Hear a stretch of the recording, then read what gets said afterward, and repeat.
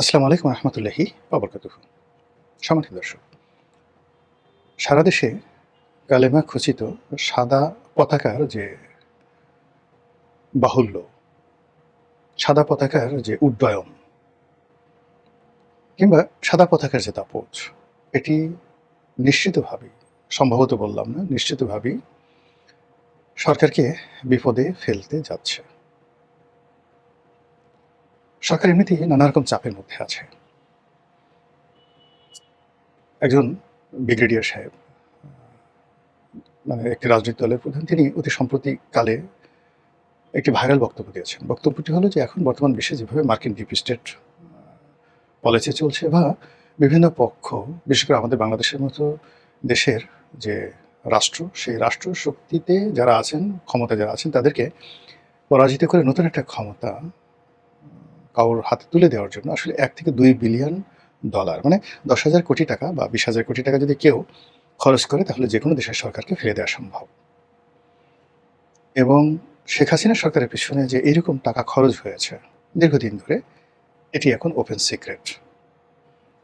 তো আমাদের দেশে যা হয় সেটা হলো ডিম পাড়ে হাঁসে, খায় বাঘ ডাসে। অনেক সময় দেখা গেল যারা চক্রান্তের জাল বুনেন তারা শেষ পর্যন্ত সিংহাসনে বসতে পারেন না বা তারা ফল খেতে পারেন না। আবার যে উদ্দেশ্য নিয়ে একটি ঘটনা ঘটানো হয়, সেই উদ্দেশ্যটা অনেক সময় বাস্তবায়িত হয় না। ফলে যখন কোনো একটি সমাজে বিরোধ দেখা দেয় বা একটা খারাপ কাজ প্রথা হিসেবে প্রতিষ্ঠিত হয়ে যায়, তখন সেই জিনিসগুলো বারবার ঘটতে থাকে। আপনি গিয়ে দেখুন যে কোনো একটা দেশে যখন গৃহযুদ্ধ শুরু হয়, প্রতিটি পক্ষই বুঝতে পারে যে এই গৃহযুদ্ধ সর্বনাশ ডেকে আনছে, কিন্তু এটা ফেরানো যায় না। আজ আপনি লিবিয়ার দিকে তাকান, ইরাকের দিকে তাকান, সিরিয়া, ইয়ামেন, এই পুরো অঞ্চলে গৃহযুদ্ধ ছড়িয়ে পড়ছে। প্রতিটি পক্ষ বারবার চেষ্টা করছে, কিন্তু কোনো অবস্থাতেই সামাল দেওয়া যাচ্ছে না।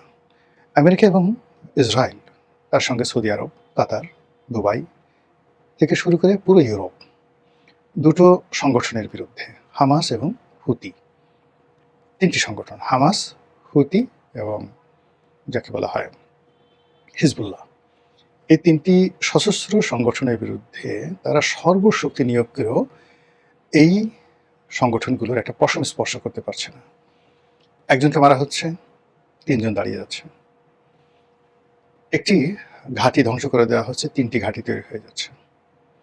ইয়ামেনের মতো একটা দরিদ্র রাষ্ট্র, যেটা যুদ্ধে একেবারে শেষ হয়ে গেছে এবং সেখানকার যে অভাব, অভিযোগ, যা কিছু বলেন, এটা ইতিহাসের সমস্ত রেকর্ড ব্রেক করেছে, কিন্তু হুতিদের ক্ষমতা পেয়ে গেছে।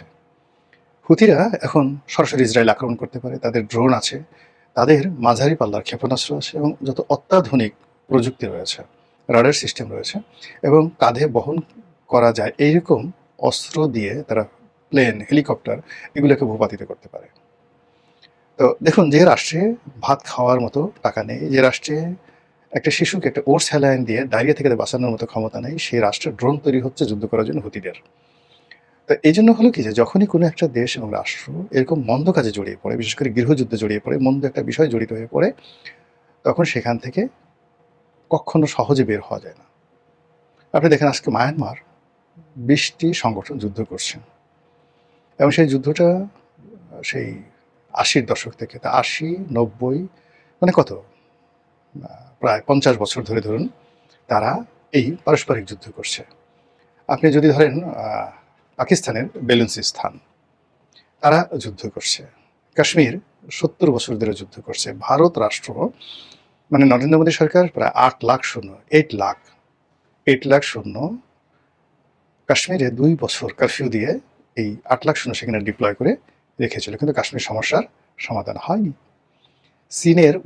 চীনের মতো একটা শক্তিশালী রাষ্ট্র, সেখানে উইঘুর প্রদেশে মুসলমানরা যুদ্ধ করছে, পারছে না। তারপরে ফিলিপিন্সের মুসলমানরা যুদ্ধ করছে, পারছে না, চেষ্টা করে পারছে না। ইভেন বহু বছর যুদ্ধ করছে আইরিশরা ইংল্যান্ডের বিরুদ্ধে, সেখানে আয়ারল্যান্ডকে আলাদা সুযোগ সুবিধা দেওয়া হয়েছে, কিন্তু তারপরে এখনো পর্যন্ত সমস্যার সমাধান হয়নি। গ্রিনল্যান্ড নিয়ে যে সমস্যা চলছে, ডেনমার্কের সঙ্গে, ইউরোপের সঙ্গে আমেরিকার, সমাধান হয়নি। তো এই কারণে হয় কি, যে কোনো একটা বিষয় যদি শুরু হয়ে যায়, যে কোনো একটা সমস্যা শুরু হয়ে যায়, তখন সেই সমস্যাটা আসলে সমাধান হয় না। এজন্য সবাইকে আসলে সতর্ক হতে হয় যে কোনো অবস্থাতে যেন এই সমস্যাগুলো তৈরি না হয়। ইভেন ভারতে, পশ্চিমবঙ্গের নকশাল, তারপরে উলফা, আসামের উলফা, এরপরে বিহারের কয়েকটা বিচ্ছিন্নতাবাদী সংগঠন রয়েছে, অরুণাচলের বিচ্ছিন্নতাবাদী সংগঠন রয়েছে, তামিল টাইগার্সরা তামিলনাড়ুতে এবং শ্রীলঙ্কাতে। সেই তামিল টাইগার্সদের কারণে শ্রীলঙ্কার কয়েকটা প্রেসিডেন্ট মারা গেল, রাজীব গান্ধী মারা গেলেন, কিন্তু সেই সমস্যার এখনো সমাধান হয়নি। তো সেই দিক থেকে এই যে বাংলাদেশে যে এখন সমস্যাটা তৈরি হয়েছে, এই সমস্যাটা সহজে যাবে না। সেই সমস্যাটা কি? এখানে উগ্রবাদ বলেন, দক্ষিণপন্থী বলেন, ধর্মভিত্তিক রাজনীতি বলেন, এটার একটা বিরাট, যাকে বলা হয়, প্রভাব এবং প্রতিপত্তি শুরু হয়ে গেছে। এখন যারা এটার সাথে জড়িত, তাদের ব্রেন ওয়াশ হয়ে গেছে। তারা মনে করছে যে এই কাজ করলে জান্নাতে যাওয়া যাবে, এই কাজ করলে হজরত উমর হওয়া যাবে, এই কাজ করলে খালিদ বিন ওয়ালিদ হওয়া যাবে, এই কাজ করে যদি মারা যায় শহীদ হওয়া যাবে, আর এই কাজ করে যদি আমরা বেঁচে যাই তাহলে আমরা গাজী হয়ে যেতে পারবো। আফগানিস্তানে আসলে যে কি নির্মম অবস্থা চলছে আমরা বাংলাদেশের লোকজন জানি না।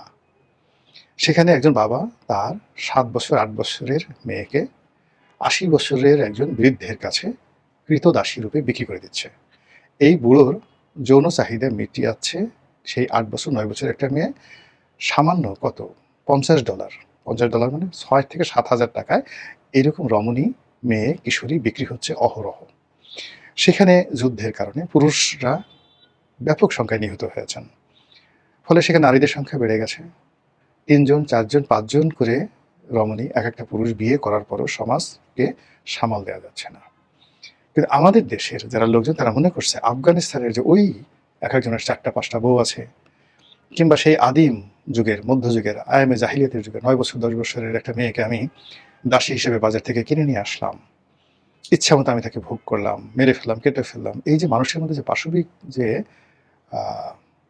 প্রবৃত্তি, যেটি আফগানিস্তানের সমাজে চালু হয়ে গেছে, সেটি আমাদের এই সমাজে অনেককে মোহবিষ্ট করছে। তারা এটাই হতে চায়, মানে এই কাজই তারা করতে চায়। এখন আপনি এটাকে কিভাবে ফিরাবেন? এর জন্য যে সাংস্কৃতিক বিপ্লব দরকার, এজন্য যে রাজনৈতিক ঐক্যমত্য দরকার, গণসচেতনতা দরকার, একটা উদারনৈতিক সমাজ দরকার, ডেমোক্রেসি দরকার, সেদিকে কিন্তু আমরা যেতে পারিনি। সেই 1991 থেকে আজ পর্যন্ত ক্রমেই আমরা সুযোগ পেয়েছি, এমনভাবে সুযোগ পেয়েছি, সেই সুযোগকে আমরা নিজেদের জন্য রিভার্স করেছি। আপনি 91 থেকে যদি আমাদের দেশে গণতন্ত্রের অধঃপতন দেখেন, আপনার মনে হবে হুসাইন মোহাম্মদ এরশাদ ফেরেশতা ছিলেন। আপনি যদি দলীয়করণ ধরেন, এখন একজন কিয়নো ভালো একটা পোস্টে নিয়োগ করার জন্য তিনি লবিং করছেন, ঘুষ দিচ্ছেন সমন্বয়কদেরকে, বা ধরুন একজন ডিসি শুনলাম যে অন্তর্বর্তীকালীন সময় 30 কোটি টাকা না 40 কোটি টাকা দিয়ে ডিসি নিয়োগ হয়েছে, 70 কোটি টাকা দিয়ে সচিব নিয়োগ হয়েছে। এনবিআর এর চেয়ারম্যান হওয়ার জন্য বা বিভিন্ন পদে হওয়ার জন্য নাকি শত শত কোটি টাকা নিয়ে বিভিন্ন গ্রুপ ঘুরতে থাকে। আচ্ছা, স্বৈরাচারী এরশাদের জমানাতে এরকম একটা সিঙ্গেল ঘটনা বিসিএসে অযোগ্য লোকদেরকে দেওয়া হয়েছে, অযোগ্য লোকদেরকে টিউনো নিয়োগ দেওয়া হয়েছে, এবং এই নিয়োগের জন্য জাতীয় পার্টির লোকজন ঘুষ খেয়েছে, দেখাতে পারবেন না, কোনো অবস্থায় দেখাতে পারবেন না। এবং he had the best ever civil bureaucracy, military bureaucracy ever had in the history of Bangladesh. তো আমরা তাকে পতন ঘটিয়ে যা কিছু এনেছি একটার পর একটা, 91 সালে যা কিছু হলো এটা আসলে এর সাথে জমানার চাইতে খারাপ হয়েছে। আবার 91 থেকে 96-তে যা হয়েছে তার সাথে খারাপ হয়েছে 96 থেকে 2001-এ। আবার 2001 থেকে 2006-তে যা হয়েছে, 96 থেকে আওয়ামী লীগ সরকার 2001 পর্যন্ত যা করেছে তার চেয়ে খারাপ হয়েছে। এইভাবে খারাপ হতে হতে আমাদের স্বপ্ন ভাঙতে ভাঙতে এখন আমরা মনে করছি যে এই তথাকথিত ধর্মনিরপেক্ষ, তথাকথিত রাজনৈতিক দল, বুর্জোয়া রাজনৈতিক দল, পশ্চিমা দল, এদের দ্বারা হবে না, আমাদেরকে সেই আগের খেলাফতের জমানায় চলে যেতে হবে, আফগানিস্তানের মতো চলে যেতে হবে, নারীদেরকে আচ্ছা মতো চাবুক মারতে হবে, তারপরে পুরুষদেরকে জেনা ব্যবচারের জন্য চাবুক মারতে হবে। তুমি 4টে বিয়ে করো, ডাজ নট ম্যাটার, কিন্তু তুমি জেনা করতে পারবে না, এর মধ্যেই অন্যায়। আজান দিয়েছে, শরিয়াতেই পুলিশ থাকবে, সমস্ত দোকানপাট বন্ধ, যাও না খেয়ে থাকো, মসজিদে গিয়ে নামাজ পড়ো, তারপরে এই পোশাক পরো, এইটা কাজ করো। এই জিনিসগুলোর মধ্যে দেশের তরুণ থেকে শুরু করে একটা বিরাট সম্প্রদায়, কোটি কোটি মানুষ মনে করছে যে এই এমিরেটস বা খিলাফত এটাই ভালো। আবার ওই যে নবীর দেশ, আরব দেশ, এখানে কি হচ্ছে না হচ্ছে ডাজ নট ম্যাটার। মনে হচ্ছে যে ওইরকম আরবের মতো, সৌদি আরবের মতো আমাদের একজন বাদশা থাকলে ভালো হতো, কাতারের মতো, দুবাইয়ের মতো যদি এরকম আমাদের শেখ থাকতো আমাদের ভালো হতো। এই চিন্তা তো আপনি ফিরাতে পারছেন না। একটা বিরাট শ্রেণীর মানুষ মনে করছে যে কোরআনের মধ্যেই সকল সমাধান। কালেমা সমস্ত শক্তির উৎস। কালেমা পড়ে যদি কেউ বুকে ফু দেয়, আলহামদুলিল্লাহ সূরা পড়ে সকাল বিকাল যদি বুকের মধ্যে ফু মারে, তাহলে জীবনের সব সমস্যার সমাধান হয়ে যায়। এই যে একটা সাইকোলজিক্যাল যে বিবর্তন ঘটেছে, তা ইনুস জামানাতে মানে ফুলে ফলে শোভিত হয়ে সারা বাংলাদেশ সয়লাভ হয়ে গেছে। আর এখন যেভাবে কালেমার পতাকা সারা বাংলাদেশে পথপথ করে উঠছে, যদি পজিটিভ অর্থে ধরি তাহলে ওটারই প্রতিফলন। আর যদি নেগেটিভ অর্থে ধরি তাহলে এই কাজ যে আওয়ামী লীগের লোকজন করছে না, এই কাজে রয়্যাল লোকজন করছে না, এই কাজের সঙ্গে যদি আমেরিকার লোকজন যে জড়িত না, এই কথাও তো বলা যাচ্ছে না। ওই যে বললাম যে একটা দেশে যখন সরকার পরিবর্তন, রাষ্ট্রের ক্ষমতায় নিজেদের দাবিদার লোক বসানো, এক গ্রুপ যাবে আর এক গ্রুপ বসবে, এই জন্য সবসময় সমাজটাকে অস্থির রাখার জন্য এই ধরনের ধর্মীয় আবেগ, অনুভূতি, বিশ্বাস, গোত্রের মানে যাকে বলা হয় গোত্রের যে প্রীতি, মানে কমিউনিটি ফিলিংস, তারপরে শেষে আঞ্চলিকতা, এই জিনিসগুলোকে উস্কে দেওয়া হয়। Gopalganj versus Barishal, Barishal versus Noakhali, Noakhali versus Bogura, Bogura versus Rajshahi, এই জিনিসগুলো বিভিন্ন পক্ষ, সাম্প্রদায়িক শক্তি এবং যাকে বলা হয় সাম্রাজ্যবাদী শক্তি, তারা এই জিনিসগুলোকে বিভেদ এবং বিসংবাদ সমাজে তৈরি করে ফেলে, যেইটা এখন আমাদের দেশে প্রবল আকার ধারণ করছে। আর ইতিমধ্যে আপনি দেখেন একসাথে যুগপৎভাবে পাকিস্তান বলল যে বাংলাদেশ থেকে বেশ কিছু জঙ্গি এখানে ট্রেন আপ হয়ে তারা পাকিস্তানে গিয়ে পাকিস্তানের একটি প্রদেশকে মূল পাকিস্তান থেকে বিচ্ছিন্ন করার জন্য তারা যুদ্ধ করছে। ইউনুস জমানাতে এসে পাকিস্তানের পররাষ্ট্রমন্ত্রী এসে সরাসরি অভিযোগ করে গেলেন। এরপরে ইসরায়েলের যে রাষ্ট্রদূত রয়েছেন ভারতে, তিনি বললেন যে বাংলাদেশ থেকে হামাস যাচ্ছে, অর্থাৎ এখানে হামাসের একটা ট্রেনিং কেন্দ্র আছে। এই ট্রেনিং কেন্দ্র থেকে এরা ট্রেনিং নিয়ে মধ্যপ্রাচ্যের বিভিন্ন দেশে, দুনিয়ার সব জায়গাতে হামাস মানে শুধু ইসরায়েলে নয়, সব জায়গাতে আছে, এরকম একটা প্রচার তারা করার চেষ্টা করছে বাংলাদেশকে টার্গেট করে। আর আমেরিকা এবং ইউরোপ, তাদের তো আছেই, ওসামা বিন লাদেন, আইএস, তারপরে উগ্র গ্রুপ, ধর্মান্ধ গ্রুপ, এই ধরনের ন্যারেটিভ আছে। এবং সেই জিনিসগুলো যখন ধুমায়িত হচ্ছে এবং পরপর কি বলবো, মানে ইউনুস সরকার দুটো সরকারের, শেখ হাসিনা সরকারের পতন হলো, ইউনুস সরকারের পতন হলো, এবং একটা সরকার আসছে মাত্র 4 মাস, এবং এই সরকারকে যেভাবে চারিদিক থেকে গলা টিপে ধরা হচ্ছে, এই সরকার যে সফল হবে তার 1% কোনো সম্ভাবনা নেই। ঠিক সেই সময়টাতে যখন এরকম চারিদিকে পথ করে কলেমার পতাকা উড়ছে, সেই পতাকার মধ্যে কি আপনি ইমাম দেখছেন, একিন দেখছেন, তাহজিব দেখছেন, তমুদ্দুন দেখছেন, ইমতিহান দেখছেন, তারপর নাকি লা ইলাহা ইল্লাল্লাহ মুহাম্মাদুর রাসূলুল্লাহ সাল্লাল্লাহু আলাইহি ওয়াসাল্লামের যে বরকত, ফায়েজ, এটা দেখতে পাচ্ছেন। মহান আল্লাহ আমাদের সবাইকে হেদায়েত দান করুন এবং হেফাজত করুন। আসসালামু আলাইকুম ওয়া রাহমাতুল্লাহি ওয়া বারাকাতুহু।